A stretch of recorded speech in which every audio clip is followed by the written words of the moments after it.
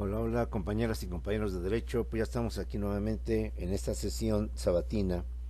para retomar e iniciar lo que viene siendo nuestra segunda clase de lo que es la nueva materia, el comercio o el régimen jurídico del comercio exterior. Este comercio exterior ha tomado mucha importancia desde los años 80 con la famosa globalización económica que poco a poco vamos a ir viendo y vamos a ir conociendo. Es decir, la apertura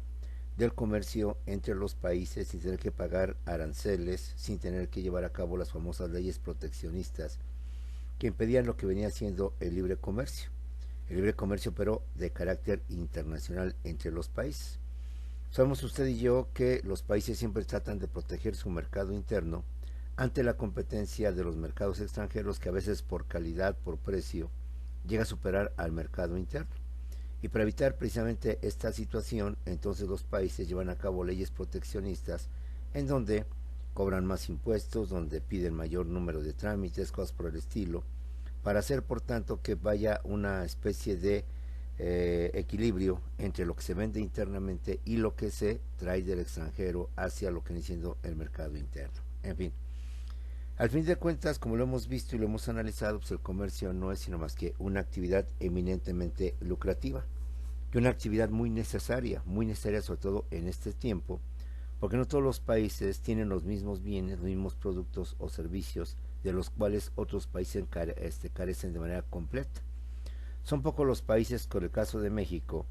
que tienen petróleo, del cual se obtienen una gran cantidad de derivados, frente la gasolina, que es esencial por el momento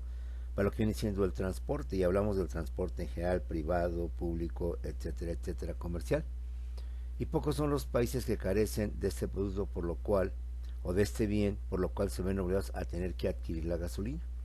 Es ahí entonces donde entran organizaciones mundiales como la OPEP, que tratan de regular de acuerdo a sus intereses lo que viene siendo el precio de estos hidrocarburos y así por el estilo. De esta manera vamos viendo la importancia de esta materia, no solamente a nivel interno, como lo fue el caso de derecho mercantil, sino también a nivel externo, como es el caso de esta materia, régimen jurídico del comercio exterior. Pero vamos contextualizando la importancia de esta actividad, que vuelvo a lo mismo, se ha convertido en algo trascendental, en algo importante, en algo básico dentro de las economías, dentro de los países, y entender este galimatías que nos ha llevado inclusive a crear organizaciones internacionales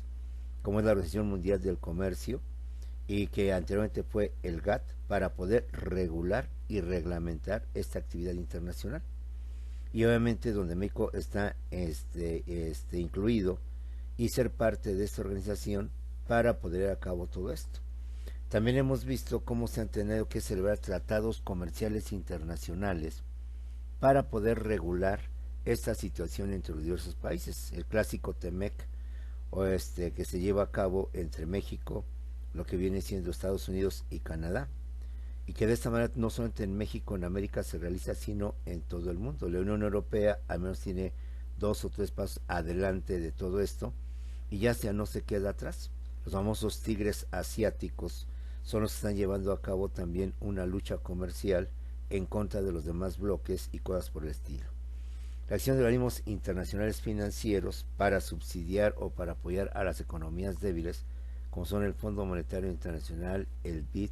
o el Banco Mundial, el BM, y así por el estilo. La formación de grandes bloques, lo que ha formado o ha consolidado pues una nueva geopolítica, una nueva forma de manejar lo que viene siendo el mundo en todos sus aspectos. Como vemos, el derecho es apasionante no solamente en lo interno, sino también en lo externo, o en lo internacional, o en lo mundial. Y un buen abogado pues debe de conocer todo esto, y como te lo he dicho en infinidad de veces, independientemente de tu especialización,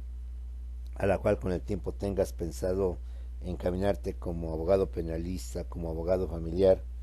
como abogado mercantilista o fiscalista, etcétera, etcétera, pues debemos de entender que el derecho es tan amplio que hemos de contextualizarlo y entenderlo. Ya hemos visto cómo las situaciones influyen mucho sobre la regulación y establecimiento de nuevas leyes. Leyes que en mis tiempos no existían, leyes que hoy están. Leyes y sucesos que no están reglamentados y no que existen, solamente en tus tiempos estarán y existirán, porque así es el derecho, como evoluciona, como se transforma. Vamos a entender esta otra parte teniendo ya una base como lo es el derecho administrativo, como lo es el derecho mercantil principalmente, o el derecho fiscal. Vamos ahora a ver y a continuar con la evolución del comercio a través del tiempo, cómo ha ido evolucionando, cómo se ha ido transformando, cómo se ha ido modificando y cómo se ha ido ajustando a las nuevas realidades. En otros tiempos, pues todo tenía que hacerse físicamente, materialmente, ir al centro comercial, al lugar, adquirir, pagar y llevar a cabo todo esto, firmar un contrato. Pero ahora con la firma electrónica y con todas las aplicaciones digitales que existen, pues ya esto ya es obsoleto y los grandes consorcios comerciales o industriales realizan sus operaciones de esta manera sin tener que estar yendo físicamente o materialmente a los lugares. En fin, sigamos pues viendo este repaso histórico que no lo desechemos, sino entender un poquito más el contexto actual en el cual se encuentra el comercio exterior. Y en clase anterior analizamos cómo surge el comercio, una actividad, dicen los conocedores, tan antigua como el ser humano, porque el ser humano siempre ha tenido necesidades y el ser humano siempre busca satisfactores para poder cumplimentar esas necesidades. Y el ser humano pues no es un todopoderoso para tener todo a su disposición, porque habrá lugares, habrá capacidades que le permiten tener ciertos satisfactores, pero habrá lugares o habilidades que él no puede tener para poder obtener otros satisfactores. Y entonces el intercambio o el trueque, como viene siendo la permuta, es la primera forma de manifestación del comercio. Posteriormente aparece la moneda en sus varias representaciones a través de algún otro producto de la naturaleza, como eran las perlas, como era el cacao, y hasta que aparece el valor del oro convertido en moneda, que se convierte pues por tanto en el recurso, el medio idóneo para llevar a cabo el comercio, como hasta la fecha. Tal vez no ya las monedas de oro ni el oro mismo, pero sí a través de lo que vienen siendo los billetes, las monedas y cosas por el estilo. Hemos visto también cómo en la Edad Antigua el comercio exterior marítimo surge, se desarrolla entre estos imperios, principalmente a través de lo que es el mar Mediterráneo, el río Nilo y demás aspectos. Como después en la Edad Media se desarrolla el comercio exterior terrestre entre lo que es Europa y lo que viene siendo Asia, por los productos o la gran cantidad de productos que tienen en Asia y que en Europa se carecía. El surgimiento de los mercaderes, hoy conocidos como los comerciantes, de los bancos que vienen a complementar esta actividad y que sobre todo la vienen a facilitar, haciendo que la actividad comercial pues sea dinámica como actualmente lo viene siendo a través de otro tipo de aplicaciones o de plataformas digitales, etcétera, etcétera. El día de hoy, dentro de nuestra materia régimen jurídico del comercio exterior, vamos a analizar la evolución del comercio, pero en lo que viene siendo la edad moderna y la edad contemporánea, es decir, ya hasta nuestros tiempos. Pero a grosso modo, a grandes rasgos, hemos visto cómo ha ido evolucionando desde el surgimiento del ser humano en la Tierra, en las llamadas ciudades primitivas, hasta lo que vienen siendo las grandes civilizaciones o culturas, Grecia, Roma, Fenicia, Egipto, etcétera, etcétera. Y también lo que pasó de esta actividad dentro de la Edad Media, medieval o feudalismo del siglo V al siglo XV, es decir, de los años 400 a los años 1400. Vamos a ver ahora lo que se da dentro de la llamada Edad Moderna como la siguiente etapa posterior a la Edad Media. La Edad Moderna, recordemos, abarca los siglos XVI, XVII y XVIII, es decir, los años 1500, 1600 y 1700. Y en esta Edad Moderna se lleva a cabo grandes descubrimientos geográficos que van a dar lugar a una gran expansión del comercio, que se desarrolló a nivel mundial. De este modo, los magnos centros de comercio mundial serán las principales ciudades europeas y asiáticas. Recordemos que la Edad Media para muchos se conoce como el oscurantismo. ¿Por qué el oscurantismo? Porque no hubo progreso, no hubo inventos, no hubo ciencia, no hubo arte, no hubo cultura. Todo quedó resumido en lo que viene siendo el texto de la Biblia y en donde estaban todas las verdades. En consecuencia, pues lo que ahí se decía, nadie lo podía objetar, nadie lo podía desmentir, porque entonces la Santa Inquisición o el Santo Oficio evidentemente iba sobre esas personas quienes sostenían ideas contrarias a lo que establecía la famosa Biblia, es decir, el libro sagrado de la religión. claro, de la católica o de la cristiana. Nadie podía decir que el centro del universo no era la Tierra, porque inmediatamente lo acusaban de hereje, de demoníaco, etcétera, etcétera. Fue hasta la Edad Moderna cuando el hombre, con el renacimiento, vaya la redundancia, vuelve a nacer, vuelve a resurgir, y con ello se empieza a utilizar el razonamiento para entender mejor las cosas, y ya no solamente desde el punto de vista religioso. En esta edad se llevan a cabo grandes descubrimientos geográficos, lo que viene a consolidar y expandir el comercio a nivel mundial, es decir, el comercio exterior. De esta manera, los magnos centros o grandes centros del comercio mundial serán las principales ciudades europeas y las ciudades asiáticas. Con el descubrimiento de América, se desarrolla el comercio marítimo entre lo que el comercio marítimo exterior, entre lo que viene siendo el Nuevo Mundo, es decir, América, y el Viejo Mundo, Europa. Sabemos ya que Cristóbal Colón descubre América, y con esto el comercio se desarrolla entre estos continentes que para los europeos pues no se conocía la existencia de este continente. Su sobreexplotación que se lleva a cabo sobre los recursos naturales y demás aspectos de América, pero que influyen obviamente en este comercio tal vez inequitativo entre lo que es América y lo que viene siendo Europa. Europa obteniendo de América,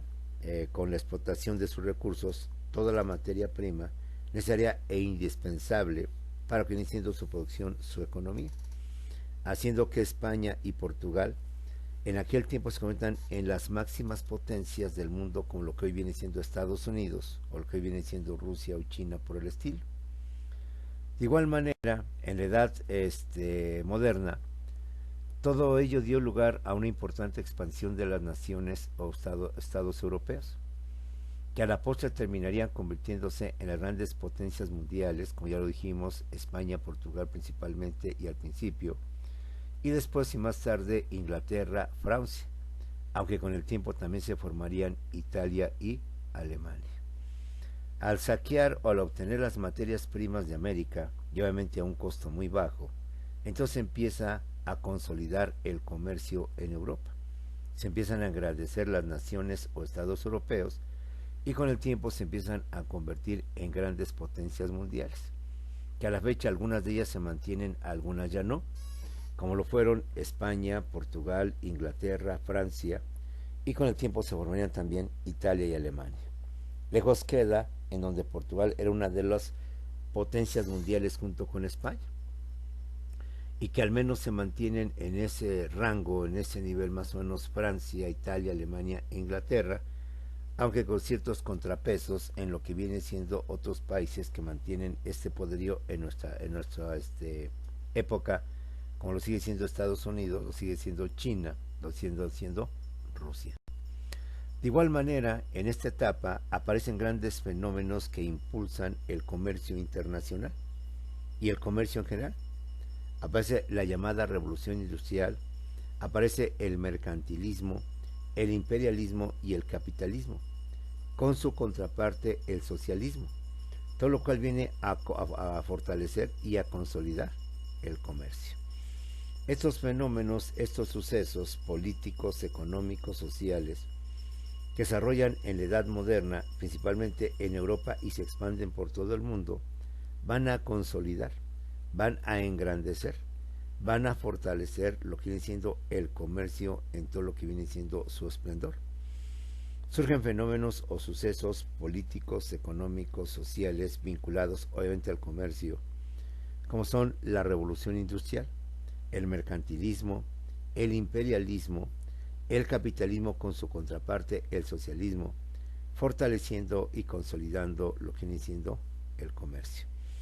Si algo rige al comercio son las ideas políticas y las corrientes económicas que influyen sobre los países y sobre el modelo económico que estos países adoptan, es bajo los cuales regulan y llevan a cabo lo que viene siendo su comercio. Llevan a cabo lo que viene siendo la actividad comercial en cuanto a lo que es su reglamentación. Analicemos, por tanto, cada uno de estos fenómenos o sucesos que de alguna manera consolidan, fortalecen, desarrollan lo que viene siendo el comercio, lo que viene siendo la actividad comercial y sobre todo a nivel internacional, es decir, el famoso comercio exterior. Recordemos que es la revolución industrial. La revolución industrial es la invención y aplicación de las máquinas a la producción. Recordemos que el hombre empieza a hacer grandes descubrimientos, la máquina de vapor, lo que viene siendo el ferrocarril de vapor y varias cosas más. Cuando estos inventos se aplican a la producción, se aplican a la industria, dan lugar a la fabricación en grandes cantidades o volúmenes de mercancías. De tal manera que lo que antes era una producción artesanal, como hemos visto en otras materias, donde los seres humanos producían de uno en uno, porque obviamente todo era artesanal, todo era manual, era a través de los famosos talleres medievales. Cuando las máquinas se aplican a la producción, entonces ya no se aplica por unidad, o ya no se produce por unidad de uno en uno, sino que se produce en grandes cantidades, en grandes volúmenes de mercancías, saturando el mercado interno de los países industrializados para dar pie al imperialismo. ¿Qué es lo que pasa? Se sustituye la producción manual o artesanal por la producción industrial, por la producción de máquinas, haciendo entonces que ya no se produzca de unidad en unidad, sino en grandes cantidades, en grandes volúmenes. Al hacer esto se provoca otro fenómeno, ¿cuál es? La saturación del mercado interno de los países industrializados. Ahora el mercado interno de los países industrializados queda saturado, hay demasiada mercancía, muchísima mercancía, mucha producción. En consecuencia, ya no pueden seguir vendiendo esa mercancía y seguir produciendo más. Entonces cuando se da lugar a otro fenómeno que permite que entonces el comercio junto con este fenómeno se siga expandiendo, junto con un fenómeno de político de predominio sobre países industrializados, viene también el desarrollo de lo que viene siendo el comercio. La revolución industrial, con su saturación del mercado interno en los países industrializados, va a dar lugar a otro fenómeno político, económico, social, que es el imperialismo. El imperialismo se desarrolla de 1870 a 1914, ya lo que viene siendo la edad contemporánea. Es la invasión, colonización, expansionismo y dominio de las potencias industrializadas como lo fueron Inglaterra, Francia, Alemania, Japón y Estados Unidos, sobre naciones no industrializadas de Asia y de África principalmente, y de América, para tener mercados y vender su sobreproducción. Ante la saturación del mercado interno, ante la pérdida que significaba que estas mercancías no salieran, no se vendieran, porque internamente esos países tenían saturado el mercado, entonces se empiezan a expandir, empiezan a colonizar países no industrializados, países que no tienen los productos que ellos necesitan vender, países que por tanto lo necesitan, pero que no se los ofrecen de forma voluntaria, sino que los obligan a que les compren y les adquieran esa saturación de producción que tenían internamente. Los doblegan, los subyugan, los colonizan, y sobre esto entonces se expande lo que viene siendo el famoso imperialismo. Países industrializados que se apoderan de países no industrializados, que los dominan, que los conquistan, que los colonizan y que comercialmente los obligan a adquirir sus productos del mercado interno que había quedado saturado, y con ello se inicia este nuevo fenómeno llamado el imperialismo. ¿Qué es el imperialismo? Repetimos, es la invasión, la colonización, el expansionismo y dominio de las potencias industrializadas, Inglaterra, Francia, Alemania, Japón y Estados Unidos, sobre naciones no industrializadas, de Asia y de África principalmente, aunque América no quedó exenta de ello, para tener mercados y por tanto poder vender su sobreproducción y desarrollar aún más, aunque sea obligatoriamente, el comercio exterior entre lo que vienen siendo los países. ¿Qué es el capitalismo? El capitalismo, compañeros, viene siendo una doctrina económica y comercial que sustenta que la economía y la producción debe ser manejada por los particulares, sin la intervención del Estado. Este imperialismo, esa forma expansionista, colonizadora, de obligar a que países industrializados le compren sus productos, va a ser en consecuencia que surja una corriente económica, una corriente comercial que trate de definir las reglas del nuevo comercio, las reglas en cómo debe de manejarse la economía, la producción y por tanto el comercio. Esta corriente se conoce como el capitalismo y que es una doctrina económica y comercial que sustenta en esencia que la economía, que la producción, debe ser manejada únicamente por los particulares. En la empresa privada son los particulares quienes deben de manejar la economía, quienes deben de manejar el comercio, quienes deben de establecer las reglas sobre el comercio sin la intervención del Estado. Pues para ellos el Estado es una autoridad y que únicamente debe dedicarse a la seguridad, al orden, al bien común dentro de la ciudad, pero que por ningún motivo debe de intervenir en la producción, en la economía, en el comercio. Es una actividad propia de los particulares, sin que el Estado tenga que tener empresas, tenga que dar servicios a favor de la ciudad. Eso es una cuestión única, exclusivamente de los particulares. Otros principios que sustentan lo que viene siendo el capitalismo es que los medios de producción son de propiedad privada, es decir, las fábricas, las industrias, los comercios, sus máquinas, sus bienes, su producción, sus materias primas y todo lo que implica la producción y por tanto el comercio son propiedad privada. Pues reiteramos, el principio fundamental del capitalismo es que el comercio, es que la actividad industrial, la producción en términos generales y la economía solo debe ser manejada por los particulares. Y el Estado debe de abstenerse de intervenir no solamente en la producción, sino inclusive en lo que viene siendo la determinación de sus precios, lo que viene siendo la determinación de lo que viene siendo su regularización. De esta manera, los precios de los productos son fijados por la ley de la oferta y la demanda. Si no necesitamos que el Estado nos establezca los precios, por decir algo, de los artículos básicos como son la leche, el aceite o el transporte público, sino que de acuerdo a la ley de la oferta y la demanda, que es otro de los principios del capitalismo, es como se van a fijar los precios. Es obvio que si hay mucha demanda y poca oferta, pues en consecuencia va a subir el precio del producto. Porque al no haber aceite y todos querer el aceite o todos querer la gasolina y no haber gasolina, pues entonces la misma ley de la oferta y la demanda va a hacer que el precio tenga que subir. Al revés, si hay poca demanda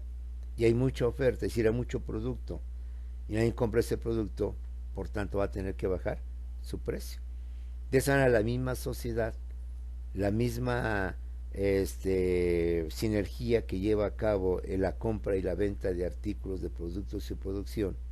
es la misma que va a determinar el precio del producto sin que el Estado lo tenga que determinar o lo tenga que establecer. Obviamente, si en una ruta de transporte público es muy fluida, es muy utilizada, hay mucha demanda, pues obviamente entonces habrá que subir el precio. Pero si la demanda, el número de usuarios es bajo, es escaso, no lo hay, pues entonces va a tener que bajar el precio. Esto lo vimos yo creo que en la cuestión del COVID, cuando pues se cerró todo. Cerraron escuelas, empresas, industrias, centros comerciales, o se limitaba todo esto. Recuerdo que el transporte también empezó a bajar, porque al no haber este tipo de actividades, al cerrar completamente todo, nada de cines, teatros o cosas por el estilo, bares, antros, pues todo quedó por tanto sin esa afluencia de transporte, movimiento de gente, y en consecuencia tuvo que bajar todo. Ante esta situación, el capitalismo nos dice que los precios, los productos, el comercio es regulado por sí mismo, por la ley de la oferta y la demanda. Por tanto, no se requiere que el Estado intervenga, no se requiere que el Estado esté ahí, precisamente porque la misma sociedad, la misma dinámica de lo que es la sociedad y todo lo que implican sus elementos, son los que van a determinar en última instancia el precio de los bienes, el precio de los productos, el precio pues que el comerciante habrá de establecer dentro de lo que viene siendo su actividad. Una característica más del capitalismo en cuanto a cómo se rige el comercio entre los países que de acuerdo a la doctrina que adoptan entre capitalismo y socialismo manejan sus economías, manejan su comercio, es el predominio de los intereses del patrón o capitalista o burgués, como se quiera llamar, sobre los del trabajador, llevando a cabo su explotación. Sabemos que para el capitalismo lo más importante son los intereses del industrial, del comerciante, grandes industriales, grandes comerciantes, que con sus políticas tratan de proteger a este grupo o a este tipo de personas, de actividades, para que obtengan las mejores reglas a su favor, en contra de lo que viene siendo el obrero, el trabajador en pueblo en general, al cual pues, pasan a un segundo término. De esta manera entendamos las economías, los comercios de Estados Unidos, de China, de Japón, de México inclusive, y de todos los países. Según el régimen al cual están ellos o adoptan, puede de alguna manera ir fincando lo que viene siendo el comercio. Y justamente para evitar estas discrepancias se trata de establecer pues, un derecho internacional comercial, un derecho exterior, aunque suene pleonasmo, internacional, que regule estos intercambios, este comercio entre los países. Pues son a veces sus ideologías o su la tipo de gobierno que llevan o tipo de régimen económico que llevan, que en un momento determinado puede impedir este libre comercio o este comercio exterior. Último aspecto del capitalismo y por tanto los países que adoptan esa doctrina económica bajo la cual regulan su comercio, regulan su producción, su economía, es el predominio de los intereses del patrón o capitalista, también llamado burgués, sobre los del trabajador llevando a cabo su explotación. Pero todo este tipo de pensamientos, este tipo de ideas, capitalismo, revolución industrial, burguesía, lo que viene siendo el imperialismo y el capitalismo, va a traer en la edad moderna su contraparte, el choque de otra corriente completamente opuesta al capitalismo, que es el socialismo. ¿Qué es el socialismo? El socialismo es la corriente económica y comercial opuesta o contraria al capitalismo. Recordemos que este choque entre capitalistas y socialistas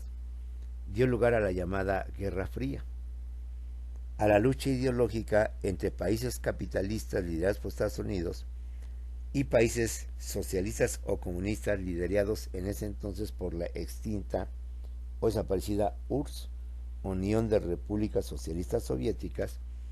precisamente por mantener ideas contrarias en cuanto a la producción, en cuanto al comercio, en cuanto a la economía, y que por tanto vino a crear pues, una serie de contrastes entre estos dos modelos o sistemas productivos, económicos y también de comercio. ¿Qué es el socialismo? Ya lo dijimos, es una corriente contraria, opuesta a lo que viene siendo el capitalismo. Bajo esta perspectiva, uno de sus principios es que el socialismo sostiene que el Estado debe manejar la economía y la producción. Claro, algunos de forma absoluta y algunos, como el caso de México, en algunos aspectos. No necesariamente el Estado debe regular y manejar toda la producción. Ejemplo, la industria refresquera, la industria de otras actividades, pues el Estado no tiene razón de regularla, mejor dicho, de manejarla, de dirigirla. Dentro de estos regímenes lo más importante son algunas actividades estratégicas como son los hidrocarburos, como vienen siendo los servicios básicos, inclusive el comercio. ¿Por qué? Porque hemos dicho que el comercio se presta a la especulación, se presta al monopolio de mercancías y en consecuencia a que una empresa o un comerciante tenga el monopolio de un producto, pues quedará él a su criterio subir, bajar ese precio, porque él es el único que puede vender ese producto. Y lo mismo lo puede sacar al mercado que lo oculta para que haya escasez y cuando aparezca el producto ya no aparezca al mismo precio, sino ante la gran demanda de consumidores de personas que quieren adquirir ese producto, pues no importa comprarlo al precio, simplemente lo necesitamos, nos urge tener todo esto. Entonces el socialismo, opuesto al capitalismo, dentro del ámbito comercial, dentro del ámbito económico, y etcétera, etcétera, sostiene que el Estado, a diferencia del capitalismo, debe manejar la economía y la producción. Por tanto, siendo con estas ideas y siendo contrarias al capitalismo, los medios de producción ya no son de propiedad estatal o comunal. Por lo tanto, dentro del socialismo desaparece la propiedad privada. Es decir, ya no podemos manejar que los medios de producción, las fábricas, las industrias, la maquinaria, el equipo, las herramientas, las instalaciones, sigan siendo de propiedad privada, sino que ahora pasen a ser propiedad comunitaria de la sociedad, de las comunidades, o bien propiedad estatal, donde el Estado es el dueño, es el propietario de las mismas. Y se habla ya dentro de este régimen una producción planificada. Es decir, cuánto es lo que se debe de producir, cuánto es lo que se debe de vender, cuánto es lo que se debe de hacer. No más es producir por producir para obtener ganancias, ganancias y más ganancias. Entre más produzcas, mayores ganancias vas a tener. Entre más te expandas, más ganancias vas a obtener. Sino que aquí lo importante es que el Estado pueda satisfacer las necesidades de sus ciudadanos y en consecuencia se fije la meta de poder producir, pero principalmente para satisfacer necesidades y no tanto para lucrar o para obtener ganancias, que pasaría a un segundo término. Porque después de todo, ¿cómo se financian este tipo de actividades comerciales? Entonces, como podemos ver, vamos viendo cómo Rusia, como China y algunos países que se consideran socialistas han adoptado inclusive posturas capitalistas de algún modo, de alguna manera, sobre todo en el famoso comercio exterior, que aunque internamente se manejan de una manera, externamente tienen otra forma para poder expandir su actividad comercial, para poder competir con los productos de otras naciones, de otros países, principalmente Europa y lo que viene siendo Estados Unidos. Otro principio más de lo que viene siendo el socialismo es que los medios de producción son de propiedad estatal o de propiedad comunal, es decir, ya no son propiedad privada, ya no pertenecen a una persona exclusiva, sino que son del Estado, de la comunidad, y son pues beneficio para todos, para toda la gente, aprovechando esta situación. Un principio más de lo que viene siendo el socialismo en contraposición al capitalismo es el predominio de los intereses del trabajador sobre los del patrón, burgués o capitalista, la llamada dictadura del proletariado. Es decir, el capitalismo lo que se busca y se trata de favorecer son los intereses del patrón, del capitalista, del burgués,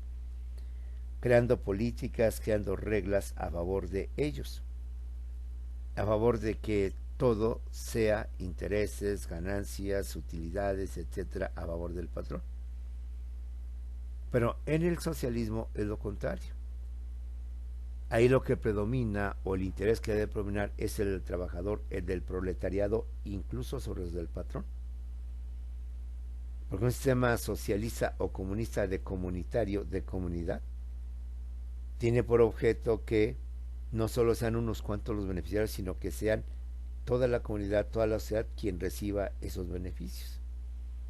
quien por tanto pueda repartir esas ganancias o esas utilidades que se están obteniendo, bien sea con motivo de la actividad industrial, de la actividad comercial o de todo lo que implica la producción de lo que viene siendo un país. Vemos pues cómo el comercio, siendo una actividad, se le da diversos enfoques. Un enfoque eminentemente capitalista a favor de la propiedad privada, a favor de los particulares y en contra del Estado. Y una economía o un comercio dentro de los socialistas, dirigido, dominado, explotado o llevado a cabo principalmente por el Estado de forma absoluta o de forma parcial, pero donde el Estado sí tiene un papel muy importante dentro del comercio, dentro de la producción, dentro de la economía. Y los intereses que se favorecen no son los del patrón, sino son de la mano de obra, del trabajador, del proletariado, al cual se trata de crear políticas en su beneficio, para que él, siendo la mano de obra, junto con la materia prima, pueda por tanto obtener lo que requiere la sociedad y por tanto obtener lo que requiere el Estado, o en términos capitales lo que requiere el patrón. De esta manera, como podemos ver, el capitalismo se va a modernizar, más que modernizar, se va a actualizar, para no confundirnos con la edad moderna, y va a crear una nueva faceta que es el neoliberalismo económico, que en esencia es lo mismo, pero que vino a establecerse en todo el mundo a partir de los 80, estamos en la edad contemporánea, y que vino a crear el neoliberalismo, lo que hoy conocemos, o instituciones como la OMC, y vino a crear los famosos bloques económicos, es decir, la unión de varios países comercialmente hablando, para poder enfrentar a otros bloques y por tanto repartirse lo que viene siendo pues el mercado exterior, el mercado internacional, el mercado mundial. Y estos bloques, entre más países abarquen, pues mayor será por tanto su comercio, mayor será su industrialización y mayor será lo que viene siendo su producción. Detrás de estos tratados de libre comercio, detrás de estos bloques económicos que se han ido formando, la idea es que si tú tienes un bien que yo no tengo, yo tengo también un bien que tú no tienes o un servicio, pues en consecuencia entre nosotros llevamos a cabo este comercio y nos ayudemos mutuamente y mutuamente salgamos, por tanto, como se dice, del bache, de las crisis, de los problemas económicos, y nuestra producción y nuestra economía pueda avanzar junto con nuestro comercio. Entonces vayamos entendiendo, jóvenes, cómo se va dando esta evolución, este desarrollo del comercio, cómo no se va desarrollando, se va ampliando. Cada vez nuevas ideas, nuevas tendencias de un mercado interno donde entre las tribus de sociedades primitivas se intercambiaban, pasó a un comercio entre imperios, entre culturas antiguas y civilizaciones antiguas. Pasamos a un comercio donde el país industrializado obliga y hace que los no industrializados le compren sus productos, llevando a cabo una expansión no solamente comercial, sino una expansión política, una expansión territorial. Llegamos a una etapa civilizada con el famoso libre comercio o relación económica, donde ahora pues todos tratan de comercializar los productos, pero en esencia lo que es el libre comercio.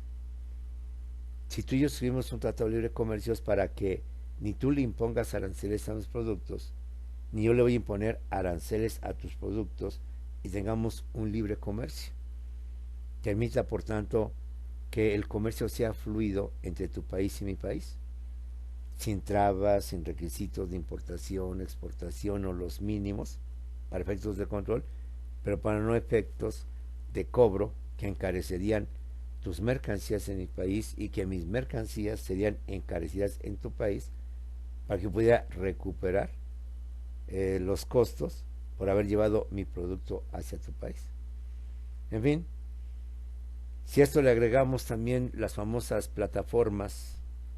económicas o digitales para comercializar, para vender, para llevar a cabo los pagos por línea y anotando de manera física, toda la importancia que tiene que tener esta reglamentación del comercio exterior, que insistimos, es un tanto difícil porque dentro del derecho internacional, aunque la idea es muy buena, que haya una ley que así como regula a las personas en un país, a nivel mundial pueda regular a los países para mantener un orden jurídico y evitar guerras, conflictos. Pues como te dije en clase anterior, utópicamente o en cuanto a ideal o en cuanto a meta, es fabulosa, digna de aplaudirse. Pero en cuanto a los hechos, pues es difícil, porque lo hemos visto a través de la historia, a través de varios sucesos, desde la Primera Guerra Mundial o antes, que no se puede evitar la Segunda Guerra Mundial, la creación de la Ciudad de las Naciones y luego la ONU, que pues simplemente no han funcionado o no han cumplido su papel. Porque a pesar de que todos los países acuerdan formar esta institución como una institución que regule los conflictos de los países, pues no se ha logrado. La prueba lo tenemos entre el conflicto entre Rusia y Ucrania. Se supone que la ONU es un órgano intermediario que debería de estar ahí precisamente para evitar ese conflicto. Y sin embargo no lo logró, precisamente porque es difícil yo, ONU, poder obligar a Rusia, que es una potencia, a que no invada Ucrania, que es ahí el origen o la causa o el motivo principal de este conflicto que se ha mantenido y que aparentemente va más para largo. En fin, vayamos contextualizando y entendiendo esta parte del derecho que no es ajena, este aspecto de la vida social, política y económica que no es ajena al derecho. Y dada su magnitud o su importancia, es necesario crear un orden jurídico, una normatividad jurídica del comercio exterior, para evitar todos los conflictos que vamos a ir viendo, vamos a ir desglosando, y así como se crean leyes, se crean instituciones para poder regular todo esto. Reitero, ahí está la OMC, Organización Mundial del Comercio, como un organismo internacional que a través del arbitraje o a través de componendas se traigan arreglos cuando entre países, con motivo de sus relaciones comerciales, llegan a tener conflictos o problemas, tratar de solucionarlos a través de esta organización, quien a su vez se va a encargar, siendo una organización mundial, de establecer reglas claras, específicas, que todos los países, industrializados o no industrializados, potencias o no potencias, queden sometidos y de esa manera evitar conflictos que nos pueden llevar a lo que viene siendo la guerra o situaciones desagradables que obviamente el hombre ya no quiere. Pues bien, jóvenes, con esto terminamos nuestra sesión de hoy, nuestras clases sobre lo que viene siendo el régimen jurídico del comercio exterior, y poco a poco nos iremos ampliando y ubicando en lo que es el comercio exterior y su regularización o reglamentación dentro de nuestro país. Los dejo pues unos cuantos segundos, nos vemos en Zoom para aclarar dudas, comentarios, preguntas, ver los trabajos que habrás de entregar, que ya sabes cuáles son los de cajón, los de siempre, independientemente de atender cualquier comentario, cualquier información sobre el particular. Y con ello vamos expandiendo, o al menos usted va expandiendo, lo que viene siendo la complejidad del derecho en todos sus aspectos, en todos sus lineamientos. Los dejo, jóvenes, nos vemos en unos cuantos segundos en Zoom.